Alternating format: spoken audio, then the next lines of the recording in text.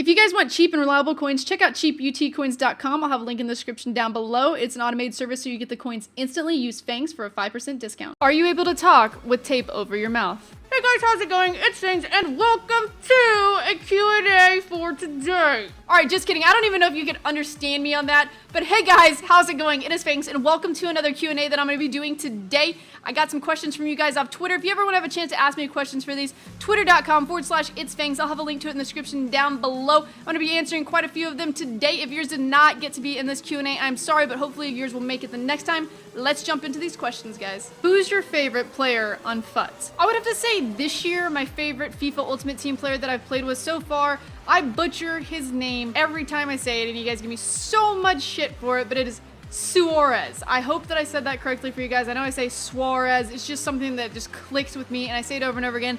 But he has been ridiculous. Although I do love the Team of the Year Ronaldo, and who wouldn't love to have Team of the Year Ronaldo? Suarez, even when I had them on the same squad, seemed to just score more goals. He just played better for me. He wasn't the paciest, but there's just something about him that worked for me. Now, I just got that second informed Neymar, and in my first few games with him, I've scored a mad amount of goals, so maybe that'll change up, but right now, that has been my favorite player to play with in FIFA Ultimate. Would you rather not be able to see or not be able to hear?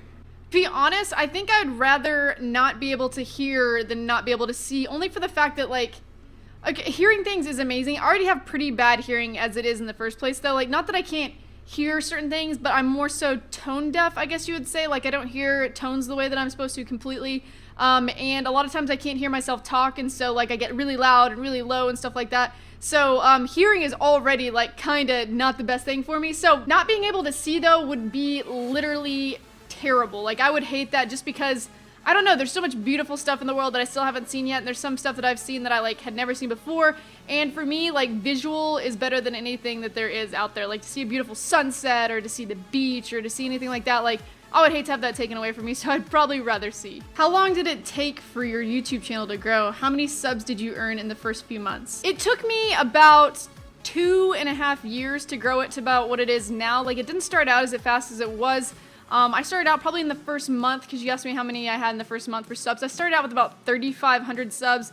That's because I was already on Twitch TV, and I'd already run into some other YouTubers. I ended up playing, like, Nepenthez and JJ and Calfreezy from a stream, just because I streamed and they happened to run into me and find me on there. And so I had kind of like a nice, good little cushion and a start. But then from there, it took me a little while to grow. I ended up getting invited to the Kick TV Invitational, and I played in that, and I got up to maybe like 30,000 subscribers after that. And I took a little break, actually. I thought I was going to be like a Call of Duty pro, and so I stopped doing YouTube for a little bit, like only uploaded maybe once or twice a week.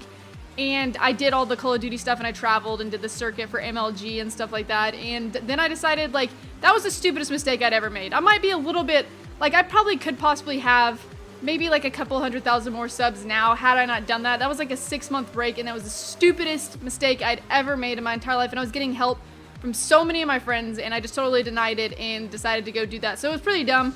But now, 2.5 years later, I'm about 500,000 subs, which is, if you think about it, it's a long time that I put into this. I've been only really going like really hard at it for maybe like a year and like 3 or 4 months now.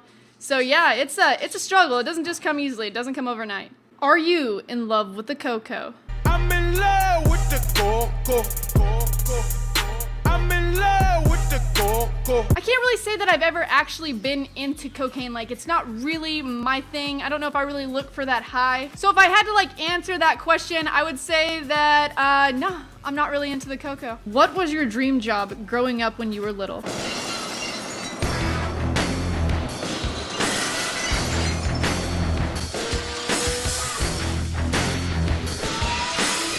So yeah, if you didn't get or understand what was happening in that part of the video, I really, as I was growing up, I wanted to be, probably up until I was like 14, I wanted to be a WWF is what they called it at the time. It's not WWE. I wanted to be a WWF wrestler. I was obsessed with Stone Cold Steve Austin, and nothing more in my life would have been great than to be a wrestler. Like, I tried to get my dad to send me to school so I could learn how to like fall on the mats, because I knew all that stuff was happening, and I like had all the stuff to dress up for it. Like, I was destined. I knew I was gonna be a WWF wrestler. Obviously, that changed in high school. Like, I started getting more into like boys and wasn't such a tomboy, so I didn't want to be a WWF wrestler anymore. But even now, sometimes I think about it, although it just, I don't know, it seems like it'd be painful. I'm not into that type of physical activity. I do not want to sit there and like have to wrestle around and have girls pull my hair and stuff. But At the time, I thought it was like the best thing ever. What role do you main in League of Legends? I play the role of being epic shit at League of Legends. I'm like getting better a little bit, but still, I started out as support because I wanted to learn like more of like the lanes and what I need to do.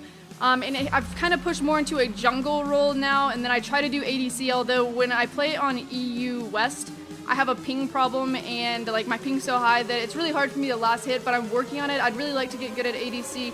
I really enjoy jungle because I can kind of like move out throughout the map. I don't know, I don't like focusing on one lane so much. It just kind of is like, I'm very ADD. I like to see what else is going on around the world, you know? So I don't know, one lane just doesn't work for me. So I would prefer jungle, but I'm working on ADC right now. If you don't know anything about League of Legends, that's probably over your head, but that's a League of Legends question, guys. All right, guys, so that's going to be it for this Q&A for today. I hope you guys really enjoyed some of the answers that I had to those. Some of them were quite silly, but thank you guys so much for asking the questions. If you did enjoy it and you want to see more Q&As, say 5,000 likes would be amazing. And until next time, I'll see you guys later.